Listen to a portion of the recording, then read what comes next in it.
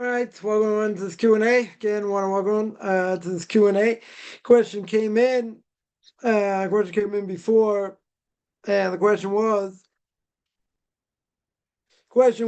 what would there be, if any, Shabbos obligations for somebody in the Holocaust? All right, so these are tough questions.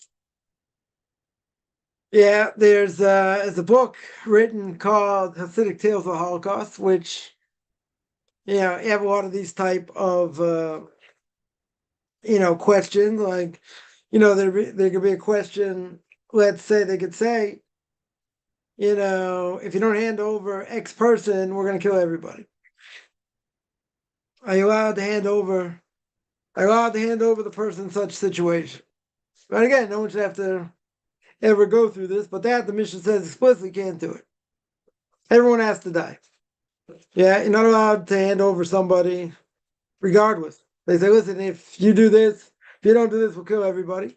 Right? What's the general rule? The general rule is who says this person's blood is any redder than yours. Right? So therefore, you wouldn't be allowed to hand them over. Now, in a case like this, desecration of Shabbos. Now, they're forcing you. Right? You're under onus. Right? There's no greater onus than that, meaning you're not in charge over here. Right? You have no control. Right? It's being done. Essentially, it's being done against your will. Right? Because it's being done, against your will, it's not like, you're sinning on purpose. Now, there were people that minimally tried to desecrate Shabbos.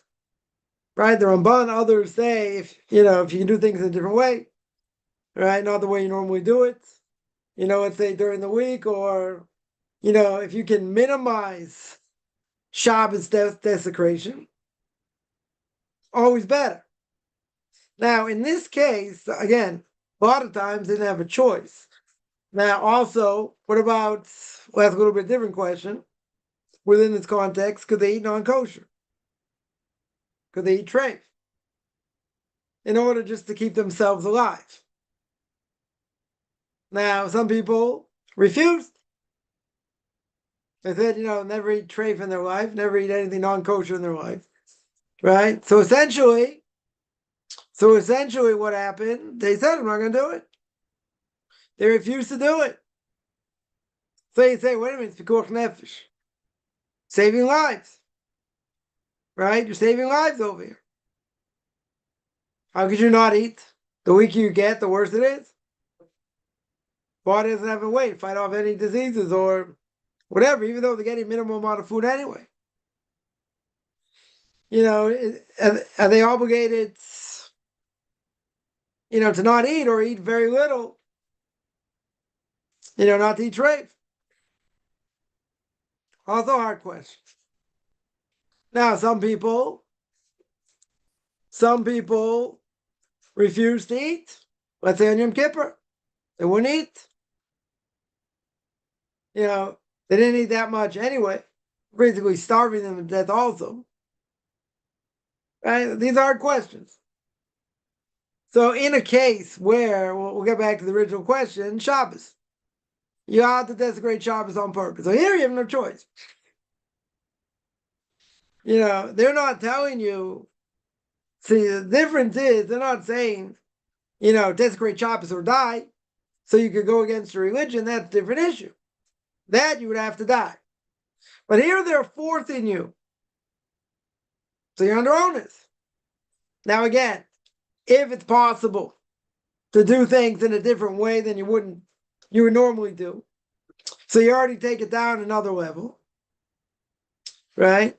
You take it down another level, right? So as the commentaries say, if you have to transgress, try and transgress in a way where it's not going to be a total prohibition, where it's going to be less of a problem. If you can minimize Shabbos desecration, you do it. If not, what are you supposed to do? Right? What are you supposed to do? You have no choice. Now this, again, even if someone desecrates Shabbos, they're under onus. There's no greater onus than that. They're not in control. But there's a difference. The difference is if they would say, desecrate Shabbos or die, a different issue. And somebody who's secular Jew, right? Not a religious Jew. They took a Torah scroll, ripped it to shreds, ripped it up, whatever. Or even they had it, not even ripped it, but, had some of it intact or whatever. And they tell this guy, they say, we want you to go to the bathroom on this Torah scroll. Refused. Right? Wasn't a religious person, but that far he wouldn't go. They killed him. Question would be, is that something you have to give up your life for? Right? Not a good thing to do. There's no question about it. They might have killed him anyway. No one should ever be in such a situation. But at the same time, is that a prohibition where you have to give up your life? I don't think you have to give up your life for it. Right? Not a good thing to do, but save your life that way. But again, these animals, you don't know. They could kill you anyway, just for, even if you did what they said. Right? So if in such a situation, someone could minimize Shabbos desecration, that's always better. 100% is always better. Yeah, if they couldn't, they had no choice. What's the halacha? They're under onus. They're being forced. Now, according to that, would you say you would still have to desecrate Shabbos in a minimal way or not? Right? According to that, you desecrate Shabbos on Torah level. You desecrate it. What can you do? You have no choice. Right? It's probably a moot point. But I would say in such a situation, it'd be better, possible, not to have to desecrate it in a stronger way. In a greater prohibition. Definitely better, but if you're being forced, you're being forced. Right? But there were people who tried to get out of work or do minimal things on Shabbos. They wouldn't have to desecrate Shabbos. Question is, do they have to go that far? Right? That's the question. How far they have to go? That's the question. So if they're under onus, they're under onus. But the reality is, what happens? It's definitely better. That's a great job in a different way if you can. But if not, they're under orders. The question is, do they have to go that far? Their life's in danger anyway. What if they had an opportunity to escape? And the only time they could go, the best time to go was on Shabbos. That was the optimal time. Saving life. Saving life, that trumps everything else, because nefesh. Now, even in such a case, do they have to still be careful desecrating Shabbos? I don't know. I won't go that far. Saving lives. Their own lives. Question is, because desecrate Shabbos save someone else's life? It's also a good question. Also a very good question. Again, these are hard questions. There was a story. One of the great Rebbes. There was the Belzer Rebbe that was in the camps. It was the Belzer Rebbe. If I'm correct, might not be, but one of the great Rebbes in the camps, and the Germans knew. But they didn't know who he was. So they told him to come forward. Now someone else came forward. Wasn't the Rebbe. Now is he allowed to do that? Because he knows if he comes forward, they're going to kill him. Or torture him, or whatever. Is he allowed to do that? It's another question. This is what he did. Sacrifice himself for the sake of his rabbi. Is that called suicide? It's a good question. Right? If you knew 100%, person impersonates somebody, and that's who they're looking for, seemingly, you could say it's death penalty. They're going to die. Pretty clear. Or you could tell me, not clear they're going to die. Maybe the small percentage is not going to die. Maybe just get tortured.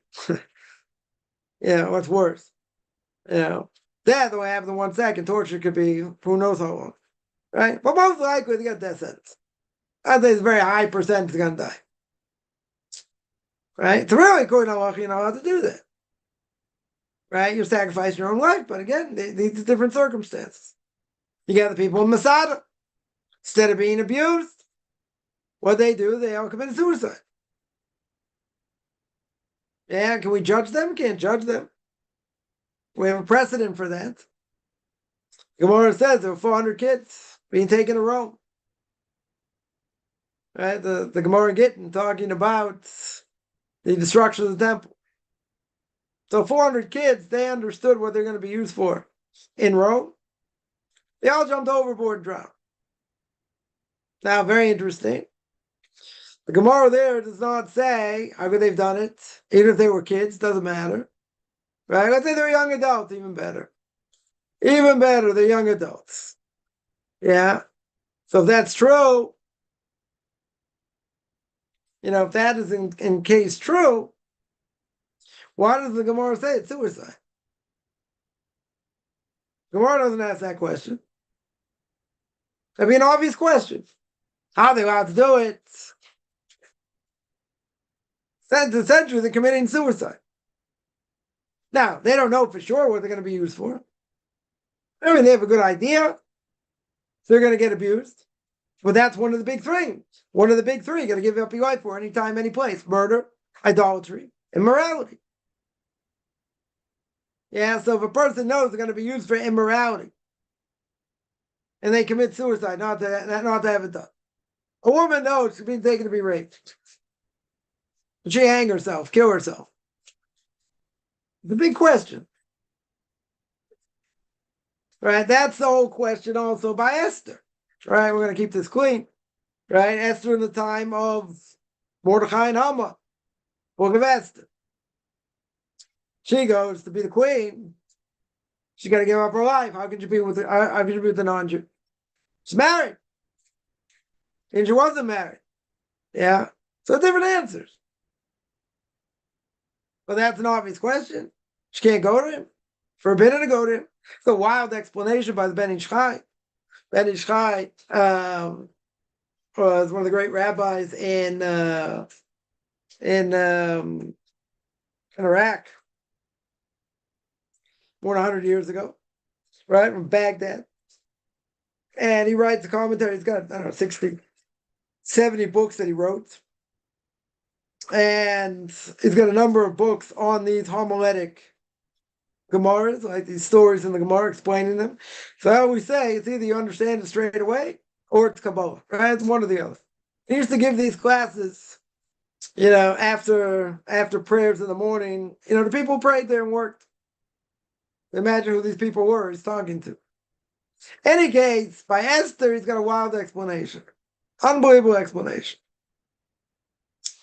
His explanation is, anytime Achashverosh wanted to be with her, what did he do? What did she do? She created a demon.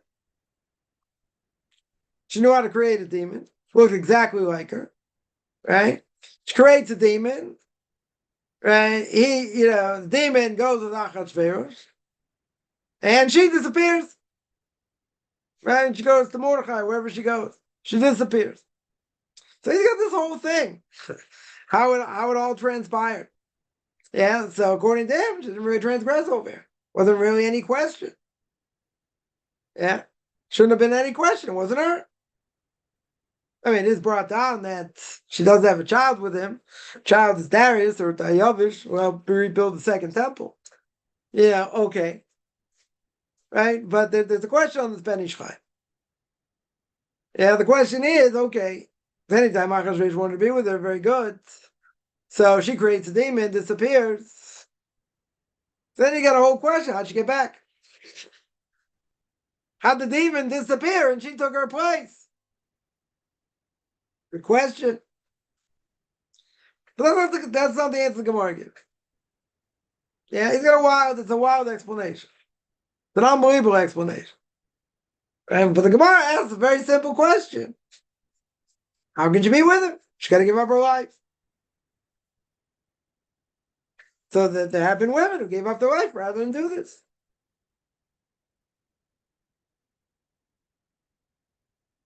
So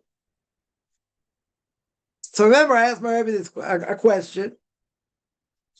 Somebody I knew, or someone else knew, let's say, I don't know so well. They did a kidney transplant, right? They had a kidney transplant, let's say 30 years ago, 35 years ago. They have a kidney transplant. 25 years later, second kidney starts to go. They're not a candidate for another transplant, but they could live by dialysis. Now, dialysis is certainly not pleasant. Right? There's, ample amount of suffering going through that, but they could live a number of years. So this person decided they didn't decide this, but they knew they weren't a candidate for another kidney. They could go on dialysis. They decided they want to go on dialysis. They refused to go on dialysis. Now, if you have one kidney that's barely functioning, you can still live. But basically, in this situation, if you don't get a kidney transplant, the person will die. Let's say better. If you don't go on dialysis, right? They're not going to get kidney transplant. Let's say they're not a candidate, for whatever reason, right? They'll go on dialysis. Now, what happens if you don't go on dialysis? You get toxins all your body, can't get rid of them. What's going to happen? You'll die. That's what's going to happen. So that's what they decided. They decided they're not going to go on dialysis, and a few months later, they died. Right? They died. Whatever they did the last days of their lives, whatever, they died. So I asked my Rabbi this question because someone told me about this situation. And so I asked my Rabbi this question: is that called suicide? Why isn't that called suicide? Right? Now, suicide is something very specific. You're doing an action specifically to die. What if, the Gemara asks the question, what happens if you had the opportunity to get medicine, you didn't take the medicine? You refuse to take the medicine. And the person dies. That's suicide? It's not direct. It's indirect. Or I'll ask even better. Or a little bit different. Someone goes to hospice, they know they're going to die. Right? They're going to die, let's say, in 2 weeks, whatever it's going to be. So in hospice, they give them, enough nutrients basically to live. But they die, right? This person, let's say, has cancer. And what do they die of? Pneumonia. Secondary cause of cancer. Pneumonia.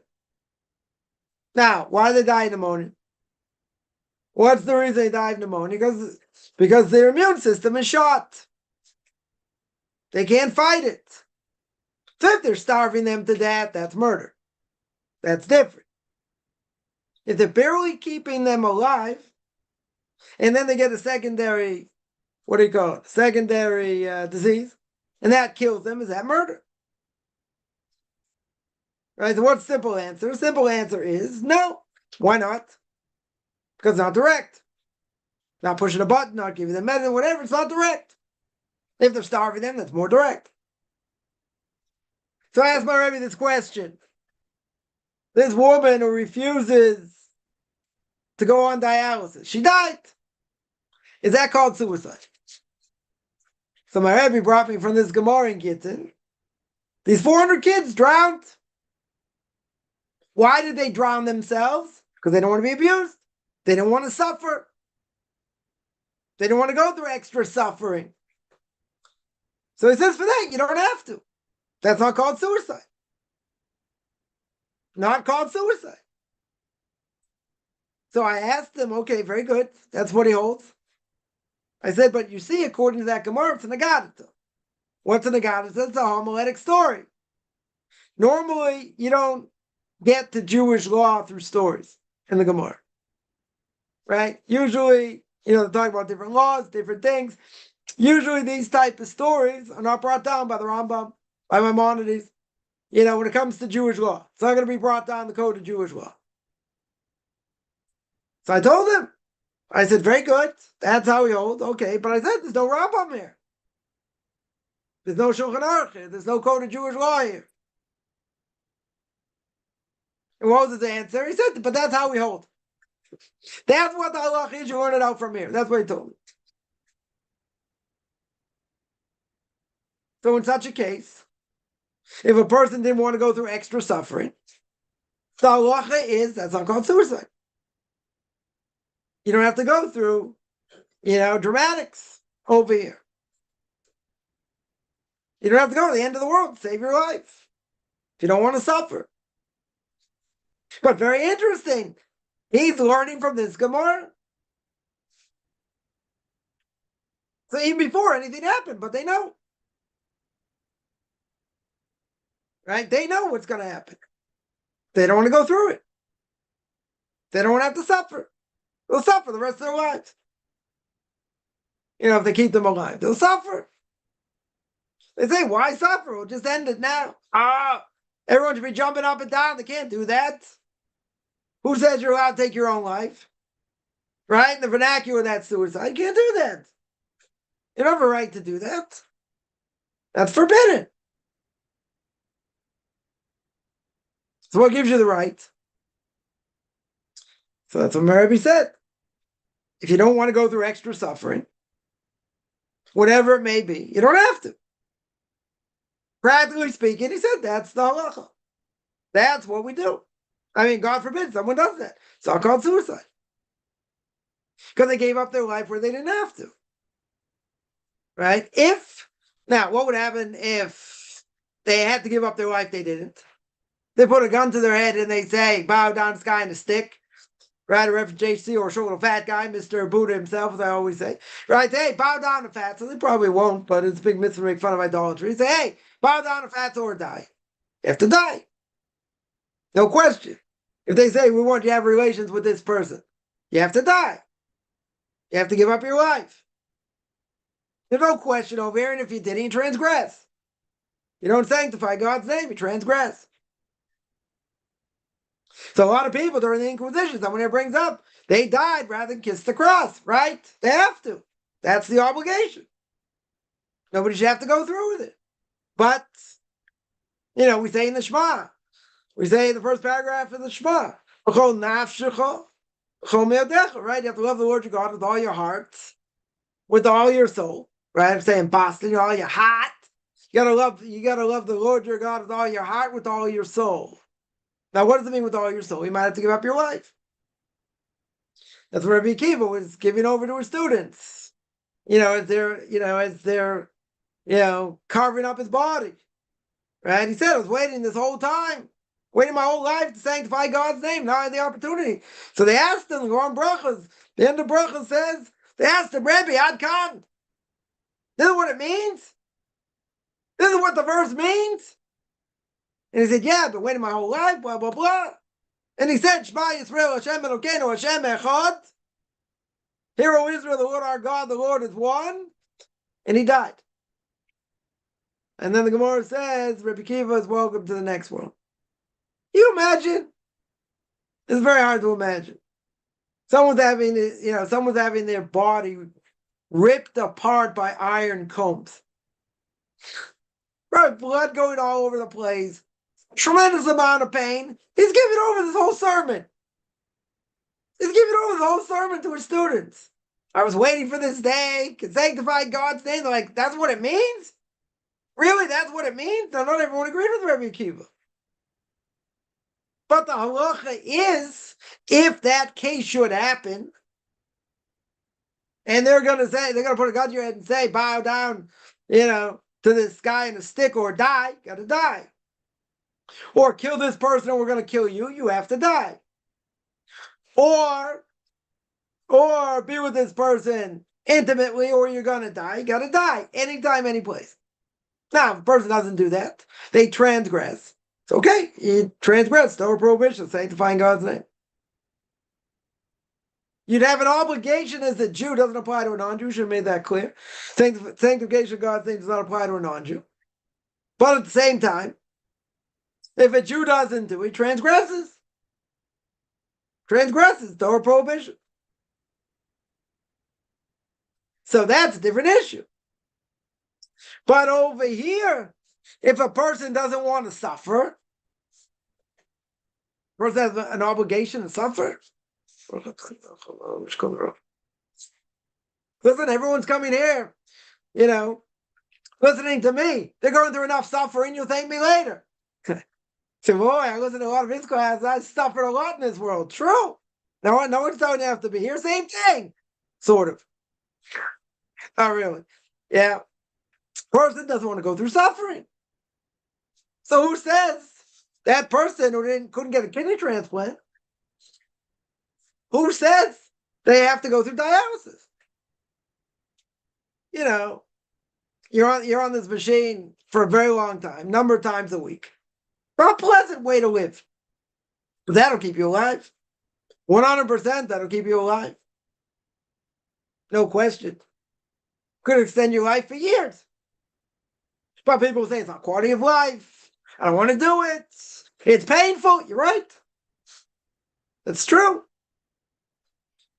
So this person decided, I'm not going to do it. I don't want to go through it. That's a way to live. Okay, they make their decision. I'm not here to judge it. They made their decision.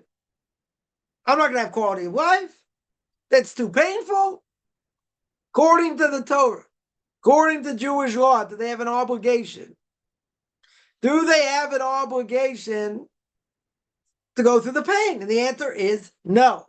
They don't have an obligation. But if someone's put in a situation, do this or die, it's a big three, immorality, idolatry, or murder, then they have to die. Right? But that's a different issue. That's a very different issue. Over here. Torah's complex. Right? It's every aspect of life.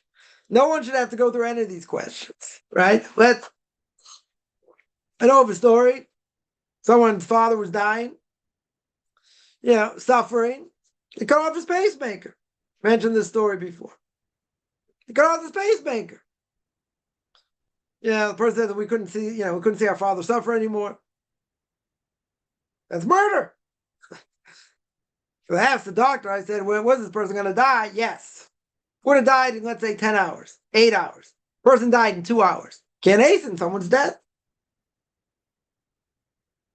Not only that, if a person's about to die and someone's chopping wood and stopping them from dying, you tell them to stop. You got to let them die. Yeah. You have to know how to live. You have to know how to die in this world. So back to the original question. In such a case, someone's running for their life, or in this case, they're stuck, by the Holocaust. They're an onus. They're for sure an onus. You have to do whatever it takes to survive, even if that's great shabbos or a festival. Now, some people refuse. Some people said, I won't do it. I'll do other things. Try and get around desecration of Shabbos. It's a very high level. But according to Jewish law, should they have done that? Seemingly do whatever can to save your life.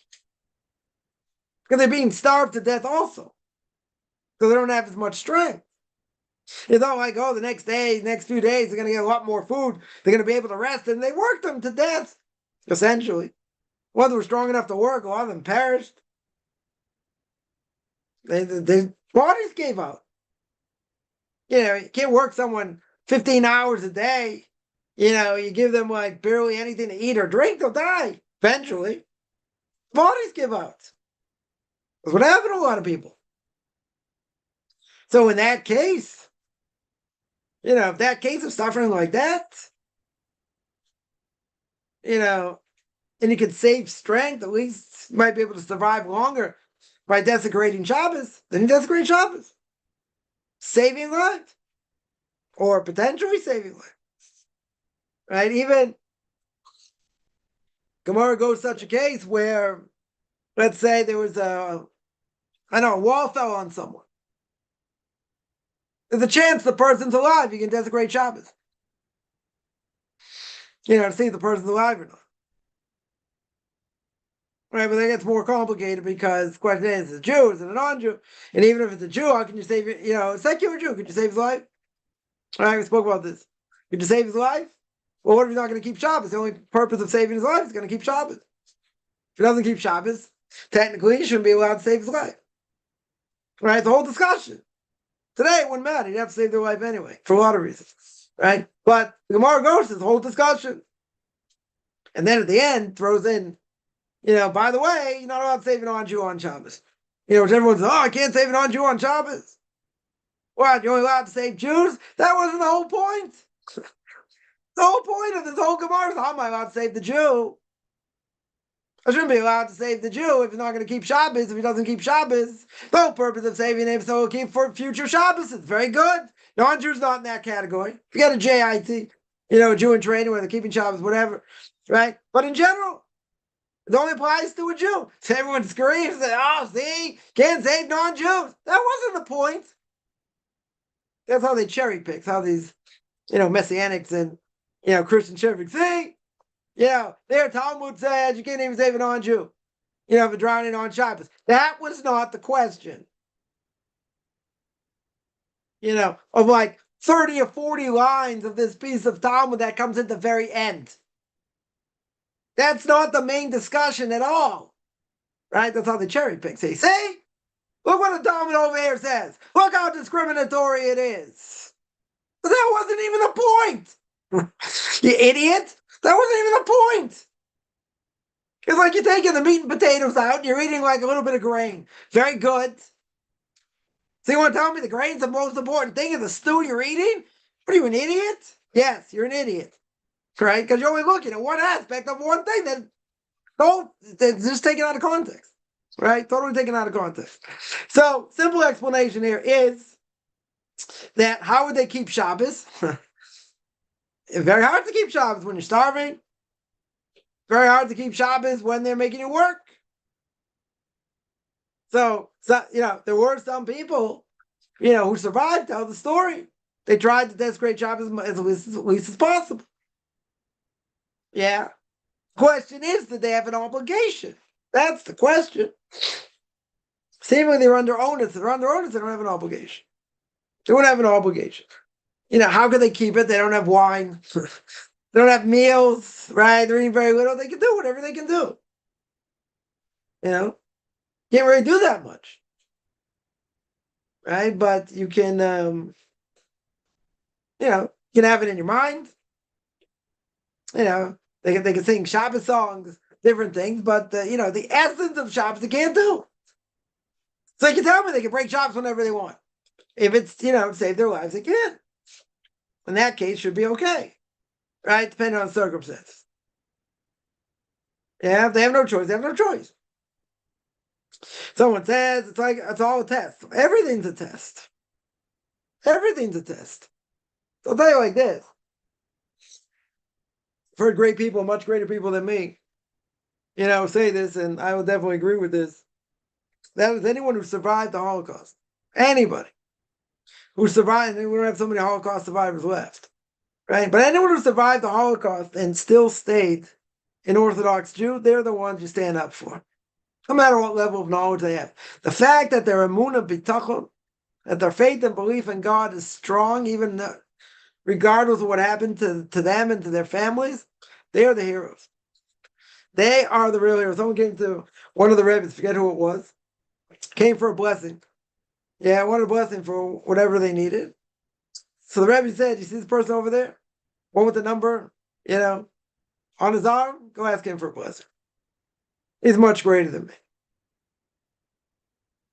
Now, he's showing humility, true, but at the same time, somebody went through the Holocaust, and survived atrocities, saw family, families taken away, killed, brutalized, all kinds of things, and they were still intact. And they still make blessings. These people we can't judge. If they went off and they survived, we can't judge them. I remember I was interviewing for job to be a rabbi somewhere in the States, I spoke at a Jewish community center about something I thought would be an interesting topic of, reincarnation. Someone said, "Oh, you spoke about all the different aspects of the soul," and this. I said, "No, I spoke about the evil inclination, the good inclination, and for 5 minutes, I spoke about reincarnation, right? And how it works." So at the end, a much older woman comes over and she tells me, "Rabbi, you're very, very clever. You're very, very clever." So she's, and basically she said she was a child of the Holocaust. Saw her family destroyed in front of her. And basically her question was, where's God during the Holocaust? How could this happen? How could my family be killed and this and that? And torture, whatever. Some guy comes running up trying to answer, there was assimilation, there was this. I just pushed him aside. I was like, you're not going to answer. There's no answer here. Even if it's true, there's assimilation, all these things going on. You tell someone who lost their family in front of their face, it's not going to answer them. You got to let them vent. Good question. Suffering's always a good question. It comes up all the time. It's a good question. Yeah. Someone who went through that, went through hell in this world and survived. You're not going to give a logical answer. A logical answer is not going to butter the biscuit here. Because God is all good, saw kids killed, brutalized, tortured, other things. Logic goes out the window, in such a case. So as Rabbi said, this person needs the real hero. Because of all the suffering that he went through, and he's still intact spiritually, and he prays every day, and he keeps Shabbos, and he makes blessings, that's the real hero. That's the real tzaddik. The real righteous person. But you're right, everything's a test. Everything's a test. Yeah. The Ramchal says you're in this world to toil. Some people, have all kinds of tests. Some people have harder tests, easier tests, in perspective. Some people go through excruciating tests. You can destroy them. Yeah, life is all a test. God knows what's going to be anyway, right? The question is, how are we going to react? What are we going to do? Now, I know the story, someone again, I don't know the details, right? Probably shouldn't even mention it, but mention it anyway. And that is, somebody became religious, became an Orthodox Jew. Now, for some reason, I don't know if they had they didn't live in a Jewish community. And I don't know if they had any rabbinic guidance or not, but there was such pressure from family, they ended up going back being a secular Jew. Because they couldn't withstand the pressure. So they felt that God put them in a position to fail. So we don't believe that. God's not put a person in a position to fail. We may think we'll fail. We may think we can't stand up to the test. But we have tests because either we put ourselves through it.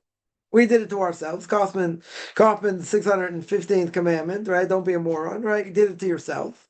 That's the worst. Or there are tests we have to go through anyway, regardless of what we've done. So at the same time, what happens? So the question is, how are we going to react? That's the question. Maybe sometimes we better, sometimes not. Right? But let's just say, for instance, we have to go through these tests. It's going to make or break who we are. Right? But everything is a test.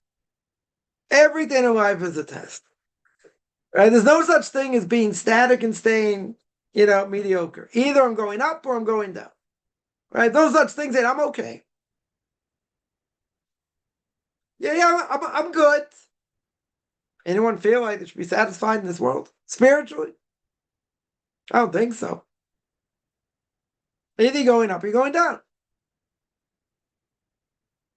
It could be going much further up or much further down, somewhere in between. Have all kinds of tests. They make us who we are. Now, don't we say in our prayers every morning, don't bring me to a test? Yes. But if you don't have tests, you don't grow spiritually. True. That's 22. Right? It's very big. It's a very big catch 22. But if you don't have tests, you don't grow. Right? So someone says it feels like a test very difficult. Yeah, listen, person can be in certain things and never get over it. Or let's say they get over it, the tests get harder. You can, let's say like this. We always have to be on guard 24/7. Can't let your guard down. The evil inclination does not rest. Right? He's an angel. He doesn't rest. He's doing everything in his power in order to get you to make mistakes. All he needs is an opening, but we got to be on guard all the time. How can you relax? There's no, you can't rest on your laurels.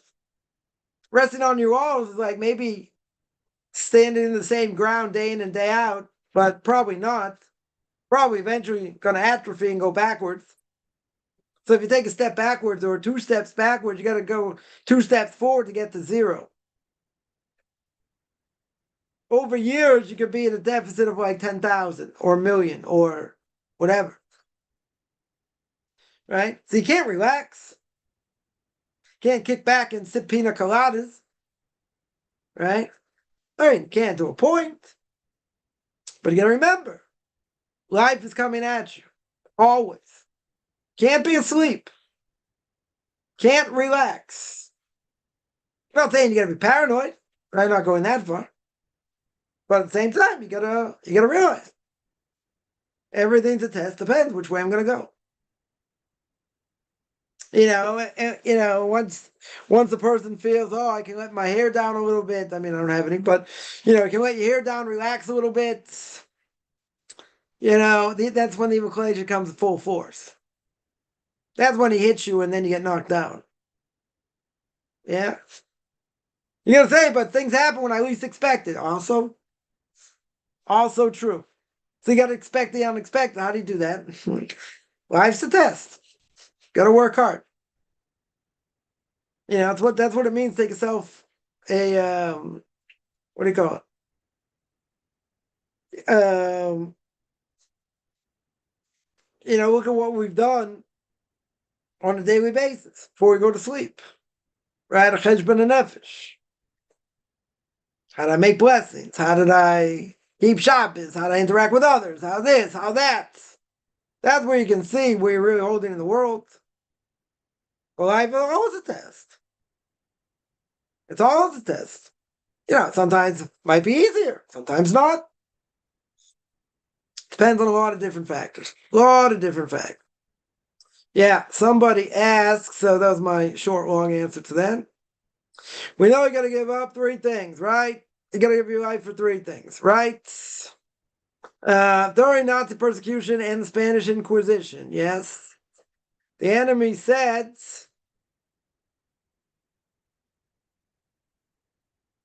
renounce your faith or die. That's the same as idolatry. Renouncing your faith is basically saying, I don't believe in God. God doesn't exist. Yeah? It's not to say idolatry. Right? But they want you to either admit that your faith is garbage and it doesn't mean anything. That's what the Nazis did. May their name be blotted out, may they rot wherever they are. They degraded Jews.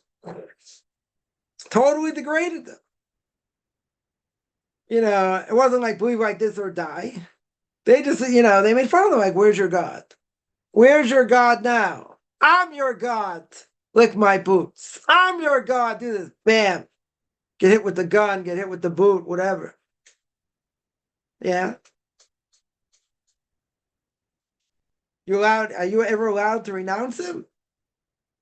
Even if in your mind you believe it's not true, could you say that to save your life? Right? That's the question.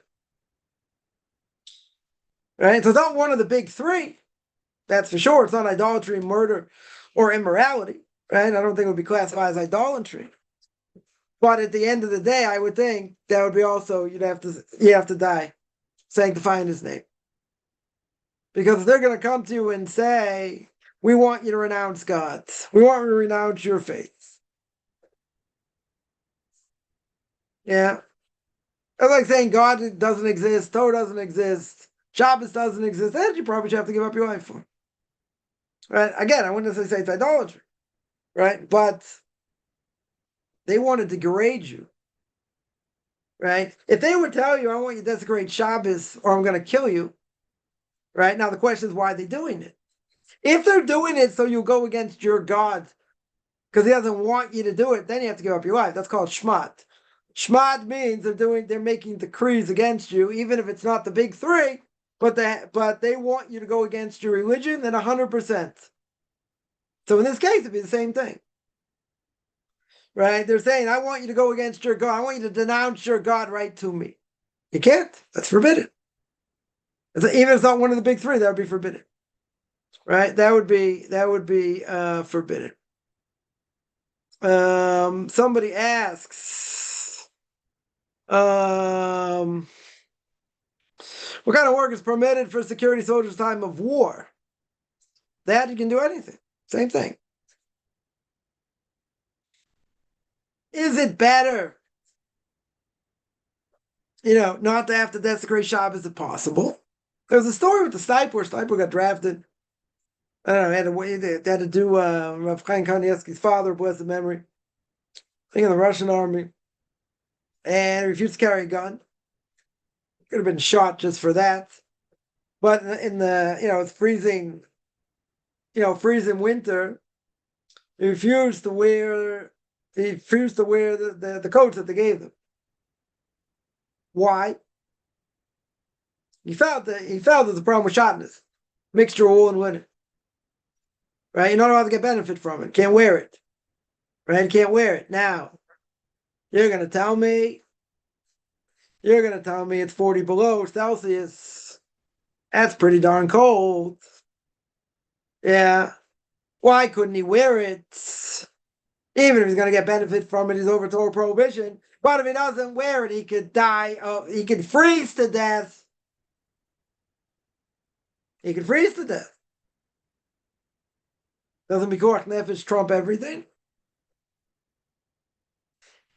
Right? In a lot of cases, I would. Let's say, I wouldn't say everything. Let's say a person has some sort of sickness, illness. The only way to save them, right, was to eat pig. Would they be allowed to? Yes. If the only way to save them was to eat a holy wafer that was used for idolatry, could they do it? No. What's the difference? Pikuach Nefesh, saving your life. You're starving. Right? Otherwise, you starve to death. Problem is, you can't get benefit from idolatry. Right? Idolatry forbidden to get benefit from. Or let's say Torah prohibition of mixture of milk and meat.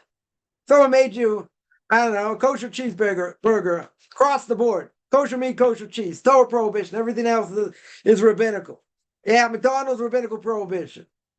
Because the meat's not kosher, cheese is not kosher. Right? Where do you get the only, glatt kosher trafe McDonald's in the world? In Israel. Right? Kosher meat, kosher cheese. Right? That's a whole nother discussion. Yeah. So the only way to save your life, you have nothing to eat, starving for 3 days, you're about to die. So it's okay, what do they find to eat? Cheeseburger. Can't get benefit from it. Or a holy wafer. Yeah. Should have to die. So on Shabbos, what do you do? Now, if it's a milchemes mitzvah, obligated. Everybody be obligated, right? Even people learning would be obligated to go fight. They just do whatever it takes.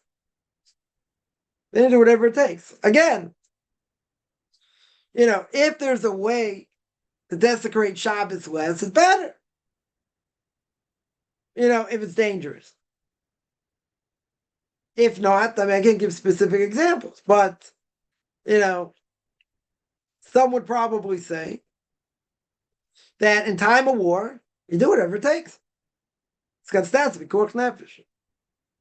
So you have to desecrate shabbos. Now, isn't it better to minimize desecration? Yes. Do I have to look for ways? I'm in the middle of war? No. You do whatever it takes. If it's not the time of war, you're in an outpost. You're guarding something. Okay. Yeah. Again, carrying your gun on Shabbos, problem. Seemingly a problem. Especially if you don't have an Eruv. Right? What do you do about that? The gun itself is muksa. But again, that's going to override it because it's protection.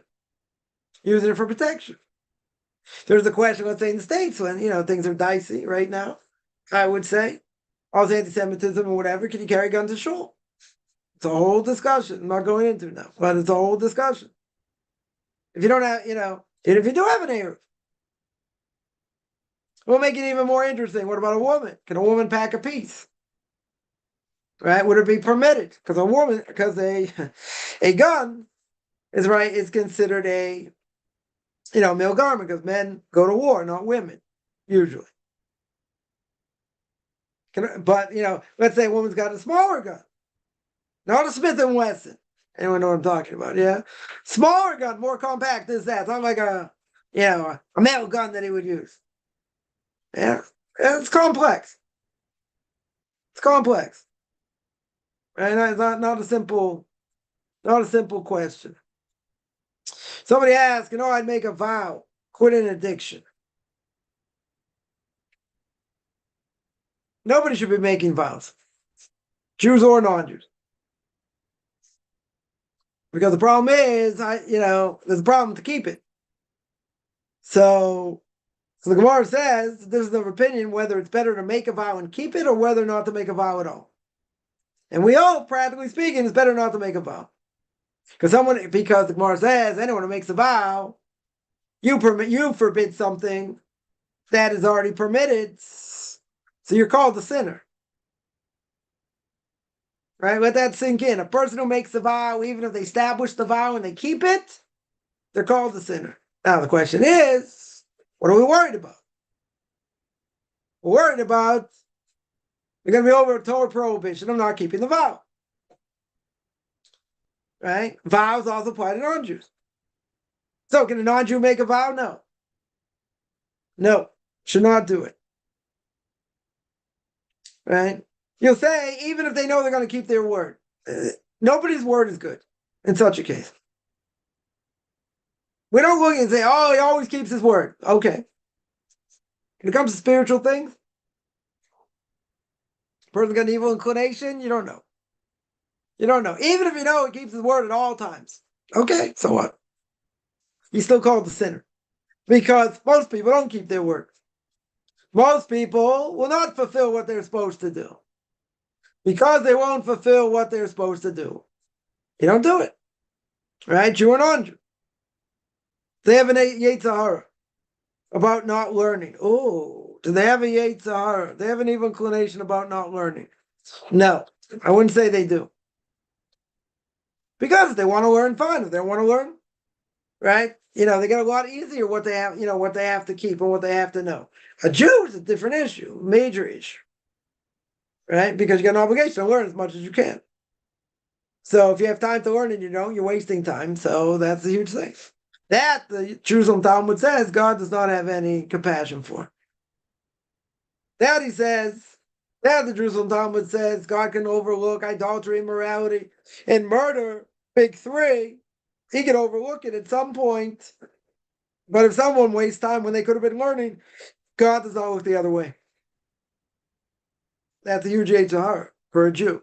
Now, a non-Jew, as I would always say, let's say a JIT, right, a Jew in training, so they don't have a strong, evil inclination. They want to pray, they don't want to pray, keep kosher, they want to keep kosher. It's all practice anyway, until they convert. Very good. But the evil inclination is much, much stronger after conversion, because now you get obligations. Right? Now, it's not a question, you don't want to do it, this, that, you have to. right? Because now you're a Jew. So this, wow, the evil inclination only going to come later. I feel like I have a strong one now. What's it going to be like then? The evil inclination is a joke right now in different ways. Why do I say it's a joke? Because you got no obligations, like a Jew does. Again, you want to pray, you don't want to pray, this, that. There are other issues. You got family issues, livelihood issues, health issues, all kinds of issues. But the evil inclination much stronger later. Much, much stronger.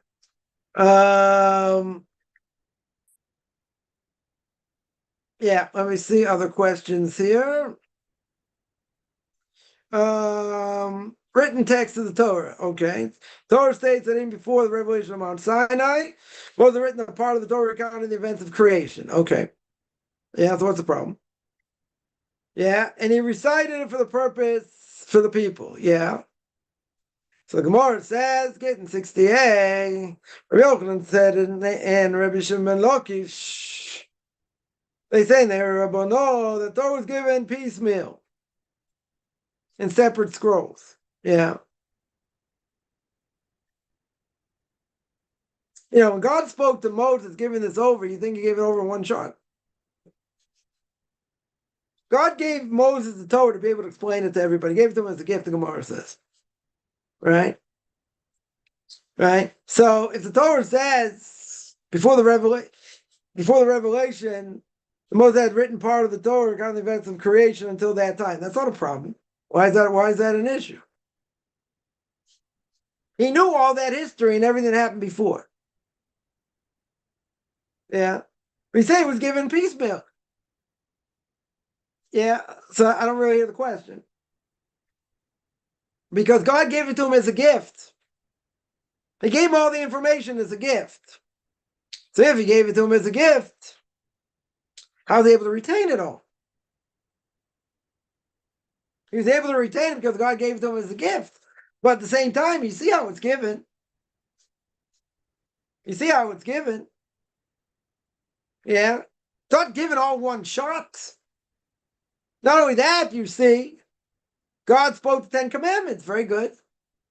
He told them different things. Tells the Jewish people this, tells them that, shabbos, other things, idolatry, whatever. And then he gave it over. But the question is, how did he give it over? He didn't give it over all at once. But all that information he had wasn't written down yet. Right? Wasn't written down. Right? So even though the Gemara there says, that it was given in complete form later, that's a different issue. It was written down later. But that doesn't mean it was given over in sound bites. Right? Who said there was, how much information could he really take in? Because you have to understand, he's giving over everything. He had to give over everything to the elders to give over to the Jewish people. Right? And it's never what is supposed to be written down. Right? I'll ask you like this. That Moses teaches the Jewish people 40 years in the desert.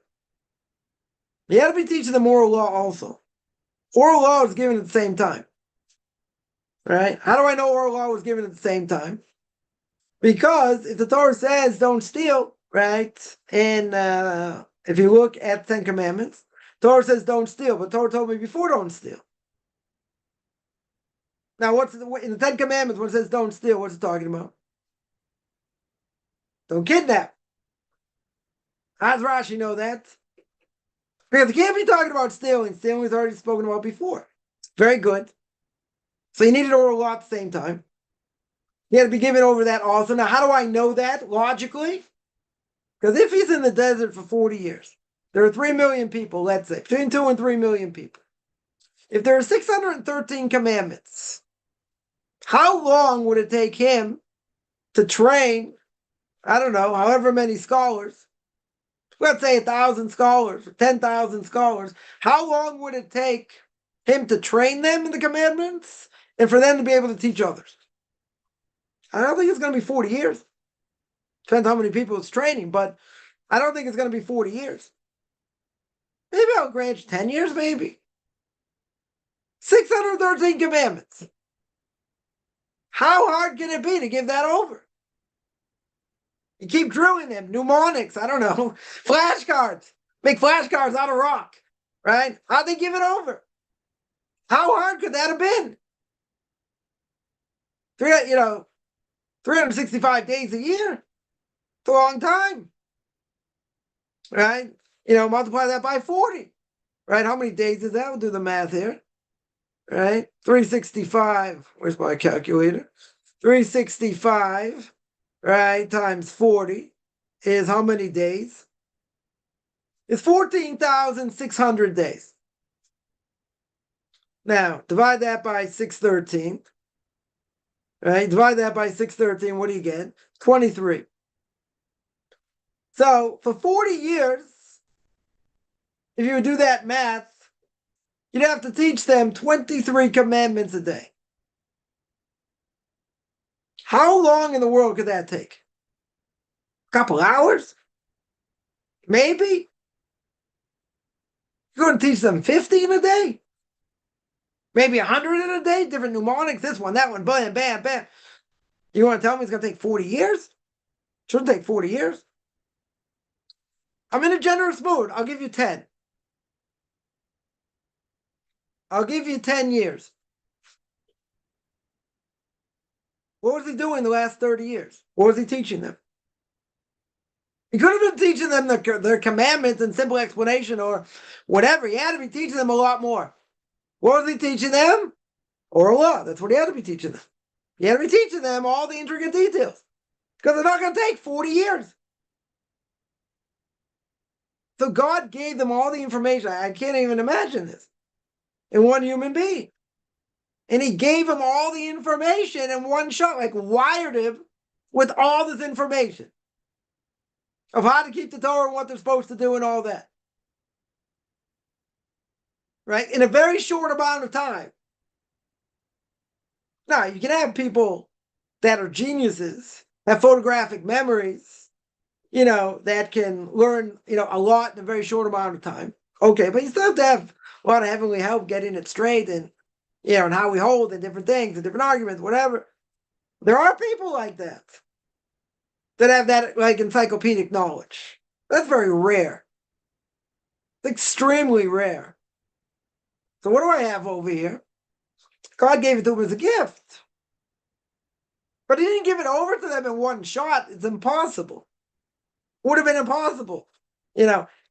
Someone will say, even as fast as you could speak, it's going to take you a long time to give over that information. Right? Daf Yomi cycle, where they learn 2 pages of Talmud a day to finish the entire Talmud in 7 years, this started Baba Basra. It's the longest tractate in pages, 176. You imagine going through all those cases about damages and, and there are all kinds of things there about inheritance and, what do you call it? Laws about, neighbors, and different things. There's a lot of information, ton of information. Yeah. He's not giving over that in one shot. But yeah, things got written down. You got to remember one thing also. Rashi, in a number of places, says, "En mukta mucha b'Torah." Now, what does that mean? It means if I have, the sin of the golden calf didn't happen, it happens chapters later after giving the 10 Commandments. It happened much earlier. Why did it happen much? So commentaries ask, why is it over here? Why is it in this parsha? It happened months, it happened years before. Should have been right after the 10 Commandments, shortly after. Because it's not written in chronological order. He didn't write it down in chronological order. Yeah? He didn't write things down exactly when it happened. He was a scribe taking dictation, okay, but there were things that happened before, or there are stories that are being talked about where the places didn't exist. Right, as commentaries say, what's the Torah talking about? This place doesn't exist yet. Because no, that's only in the future when it's going to be this, that, and the other thing. Yeah. So even though it's always given, piecemeal in separate scrolls, right? So they're going to claim it was written in complete form. Right? So they disagree. Okay. They disagree with written. How could it be written in complete form? You have to understand what they meant in complete form. Yeah, that statement has to be understood. He was given it. He was given it in complete form, but he gave it over a totally different way. Right? That's what I would. That is. That's what I would say on that. Somebody asks, I learned the ignoramus person allowed to give up his life to save someone who's Talmud Chochem. Talmud Chochem can't give his life to save an ignoramus. I don't know. I have to check that one. I don't know why. I can understand a rabbinic scholar can't give up his life, even if he wanted to, for someone who doesn't know very much, because they're never going to learn that much. So it's like an embarrassment for him to give up his life for somebody like that. Yeah.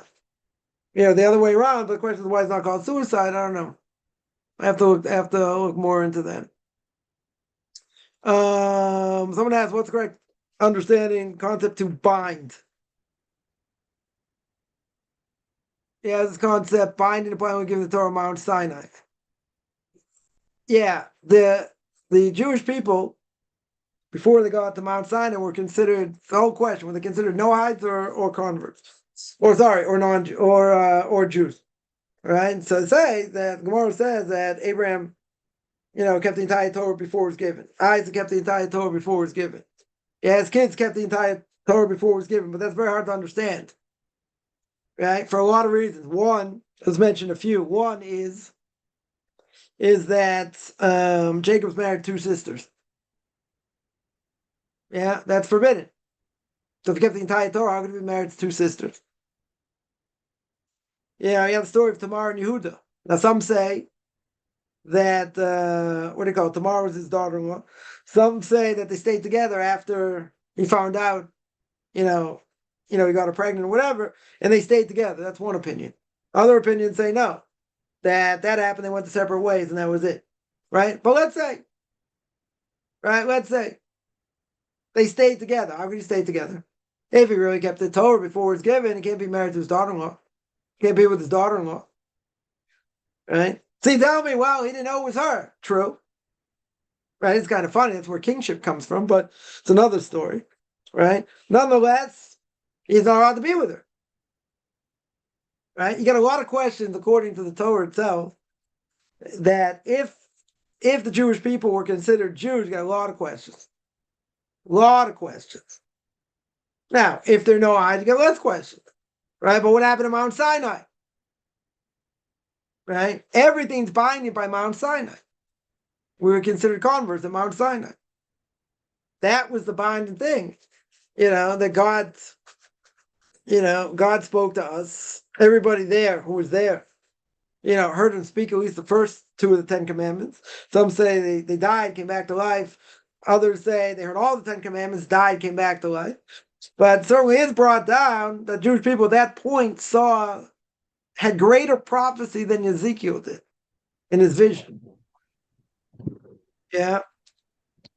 So that being the case, right? So that being the case, Mount Sinai, what did that do? Solidified the Torah. Now it made it binding. Right? That was a sign between God and the Jewish people. Right? That for sure what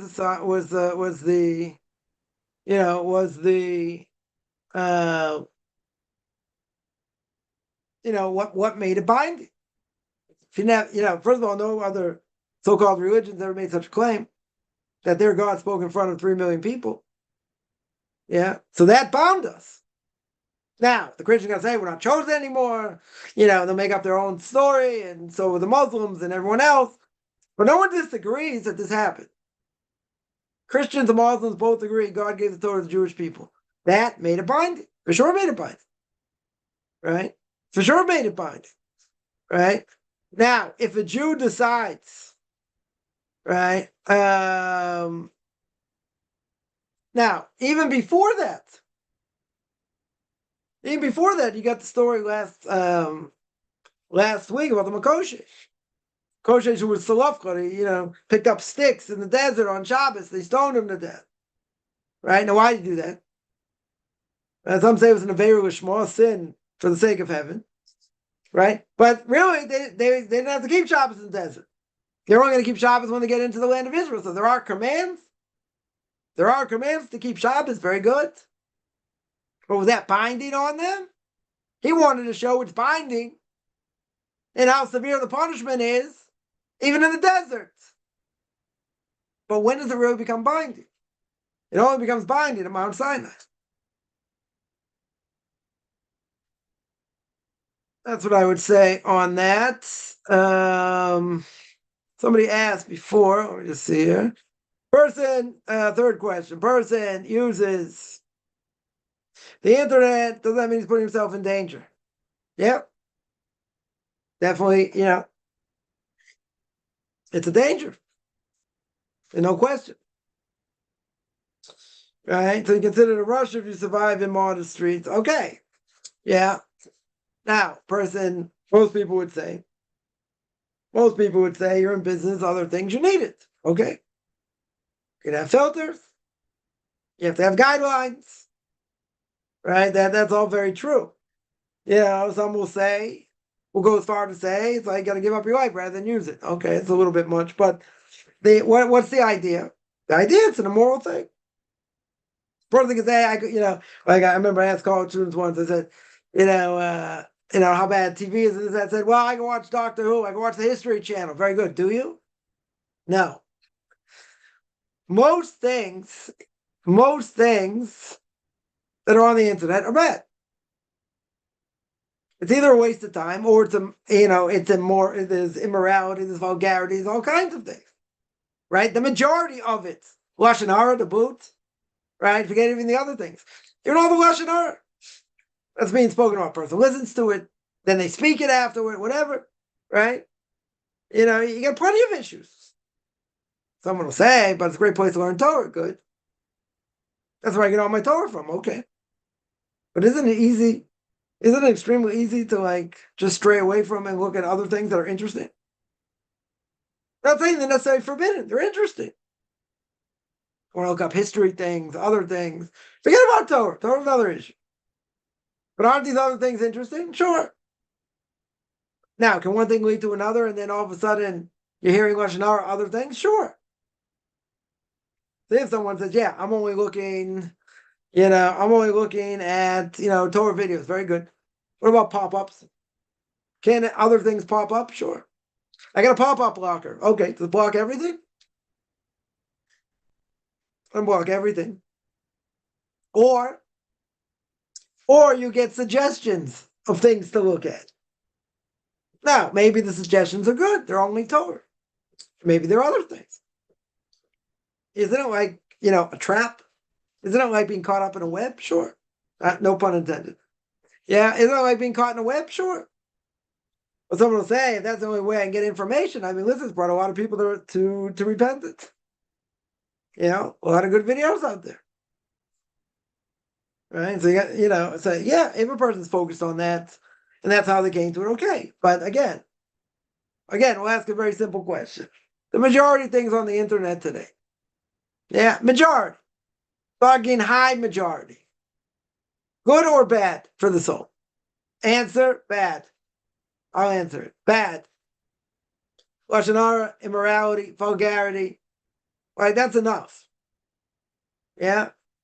What about the Torah someone learns? Okay. Brought a lot of people to repentance, true, and it messed up a lot of people also.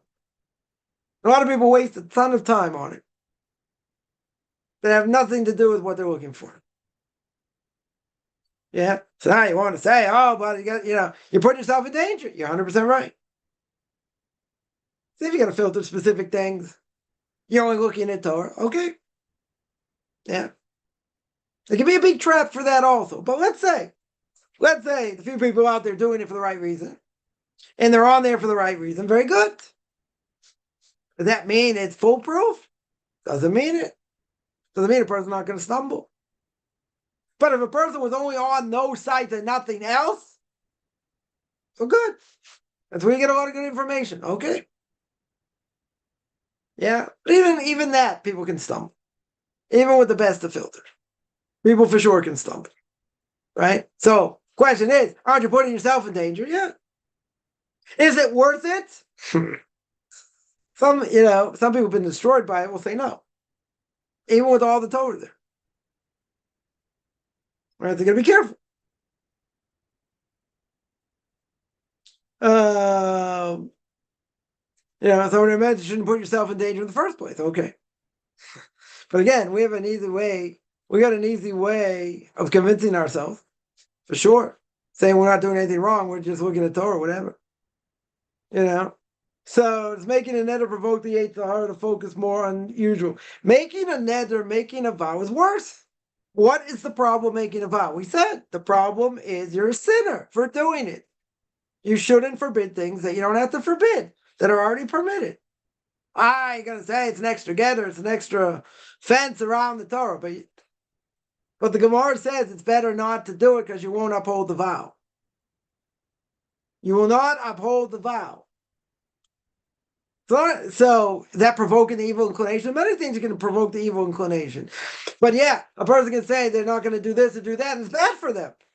Even though they're convincing themselves it's good. It could very well be bad. Someone says, see in the Gemara, Rabbi Kiva and Rabbi Meir were tested by the evil inclination. Yeah. Rabbi Kiva climbed a tree, not to be near a woman. Yeah. Or jumped out of a window, whatever it may be. Everyone's got an evil inclination. The greater the person, the greater the evil inclination. Right? That doesn't disappear. 100% that doesn't disappear. Right? They want to say, the whole time we never do that. How do you know? Why do you make assumptions? Don't make assumptions. That's one thing. You want to tell me, the Chofetz Chaim wasn't as big as Rabbi Akiva? Rabbi Akiva is greater than the Chofetz Chaim. Hate to tell you. Anyone in the Gemara is greater than any rabbi in any generation after that. Any rabbi in any generation. That there's nothing to talk about. They want to ask me, is Rabbi Akiva bad? Greater? Is he greater than Chofetz Chaim? Yeah. 1,000 times greater. And that's no offense. That's no offense to Chofetz Chaim. You don't think he had his own evil inclination? Of course he has his own evil inclination. There's no question. But you can't make assumptions. A lot of people do it, and a lot of times they're wrong. Right? You can't make such assumptions. Rabbi Akiva is 10 times greater. But he's given a difficult test. Very difficult test. Why did he give the test to Chofetz Chaim? He had other tests. You would ask me why? I have no idea. God gave him other tests, whatever they were. Right? Chofetz Chaim is not a bigger tzaddik. Don't make that mistake. Anyone in the previous generation is greater than the next generation. Now, you want to go all the way back there? You want to say compared to the Chofetz Chaim? Come on. Or even the Vilna Gaon. Vilna Gaon was great. He probably would have been great in the time of Rashi also. You think the Vilna Gaon would have said he's on the level of Rabbi Akiva? I don't think so. I definitely don't think so. Not even close. My Rebbe would tell stories of the Brisker of the Chazon Ish. He wasn't an ant compared to them. And he's a Torah giant to the generation. So what do we say about Rabbi Akiva Eger? What do we say about the Chasam Sofer? What do we say about the Vilna Gaon? Of Chaim Brisker? He wouldn't compare himself to them at all. At all. You're only going 300, 400 years back. Or less than that. Less than that. He's going to compare himself to the Ramah, Moshe Isler, to the Beis Yosef, who wrote the Shulchan Aruch. He wouldn't compare himself to that. Not at all. He would admit himself. You're going to compare me to Chofetz Chaim? Even the Chofetz Chaim wouldn't compare himself to. That's the previous generation. He was only 6 or 7 when the Chofetz Chaim died. But I'm saying that's a previous generation. If you tell me a previous generation, 300-400 years before, or even want to tell me the time of the Tanaim and the Amoraim, time of the Gemara, you want to tell me they're comparable? Not at all. Not comparable at all. Yeah. Any other questions?